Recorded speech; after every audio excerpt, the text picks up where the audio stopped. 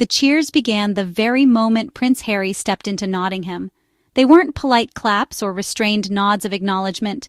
They were thunderous, heartfelt waves of sound that rolled through the air like a tidal surge, so powerful that you could almost feel it reverberate in your chest if you were anywhere close to the scene.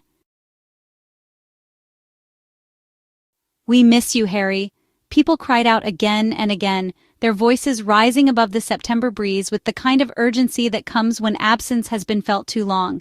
These were not the carefully orchestrated cheers of a crowd told to stand and wave when prompted by royal handlers.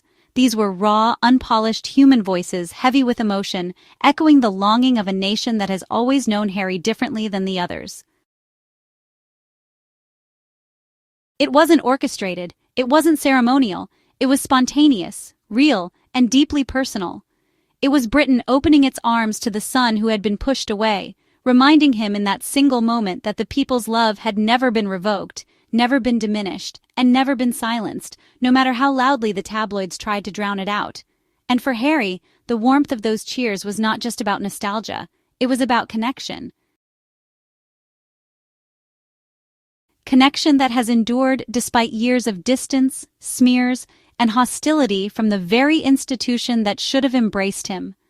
It was the kind of welcome that transcends family politics and media spin, reaching straight to the heart, affirming that Harry has never been forgotten, that his presence still matters, and that his absence has left a void. And then came the moment that revealed everything about who he is, the kind of act that no press team could script and no staged event could manufacture. Amid the sea of voices, amid the camera flashes and the security detail keeping pace beside him, a small and simple need emerged. A young man's shoelace had come undone. Most public figures, particularly those raised in the world of pomp and ceremony, might have brushed past it, perhaps offered a smile, maybe even pointed it out before carrying on with the day. They might have considered it beneath them, not in a cruel way, but simply because their world is designed to shield them from such ordinary interruptions. But not Harry. Without hesitation, without calculation, without a hint of performance, he bent down, lowered himself into the very space where ordinary life happens, and tied that shoelace. A duke on one knee, not for pomp, not for ceremony, not because cameras demanded it, but for care, for kindness, for humanity. That image, of Harry kneeling in the street to help someone else stand securely, was not just touching, it was symbolic, a visual sermon on humility and service. It reminded everyone watching that true leadership is not about crowns or titles, but about compassion, about willingness to serve. And if anyone doubted before, that act made it abundantly clear. Harry remains his mother's son, embodying Diana's gift of meeting people where they are, rather than expecting them to rise to her pedestal. Think of what that means in a place like Nottingham, a city that has long been part of Harry's story. It's a city where he and Meghan once launched initiatives aimed at empowering young people, at tackling issues of youth violence and unemployment. It's a place where he chose to invest time, not just photo opportunities and, the people there remember. They remember the young prince who laughed easily, who spoke openly, who didn't flinch from difficult conversations about drugs, crime, or mental health. So when he appeared again, years later, after everything, after the storm of headlines, the family fractures, the cruel caricatures, the people of Nottingham greeted him not as strangers gawking at royalty, but as citizens welcoming back a friend, a brother, someone they had already claimed as theirs long before he walked away from the palace. And in that shoelace moment, they saw Diana again, the princess who once knelt by hospital beds, who hugged children others ignored, who crossed barriers of class and stigma with nothing more than her humanity. Through Harry, that legacy is alive, not frozen in photographs of the past, not confined to documentaries replayed on anniversaries, but breathing in every action of his present. The crowd knew it. That's why their cheers carried so much weight, why they sounded less like a crowd pleasing a royal and more like a choir exhaling a truth. They weren't just happy to see him, they were relieved, almost as though a missing piece had clicked back into place, if only for a fleeting day. "We miss you, Harry," was more than a chant. It was an admission, an indictment, and a confession all at once. It was an admission that the monarchy feels colder, emptier, less human without him. It was an indictment of the way the institution has allowed jealousy, rigidity, and bitterness to drive out its most human figure.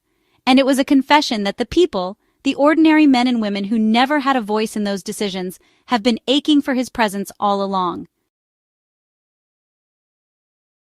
It was the people saying what the tabloids refused to print, that Harry mattered most because he was real, because he made them feel seen, because he represented a bridge between the pomp of the monarchy and the pulse of the street.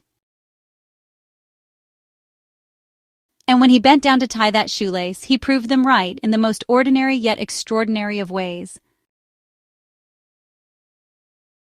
Every step he took through Nottingham told the same story. This was not a distant royal gliding past barriers and waving mechanically from a tinted car window. This was Harry, the man who served in Afghanistan, who stood shoulder to shoulder with fellow soldiers in dusty camps, who knew the weight of responsibility and the sting of loss.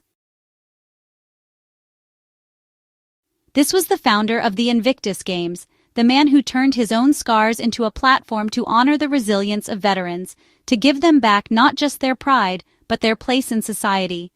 This was the advocate for children and veterans, the voice for mental health, walking freely among the people who always understood him better than the palace ever did. His smile wasn't staged, his handshakes weren't rehearsed, his warmth wasn't manufactured. He laughed, he leaned in, he looked people in the eye as though each one mattered, because to him, they do. And that's why the cheers rang out with such passion, because they were given to a man who gave himself back in return.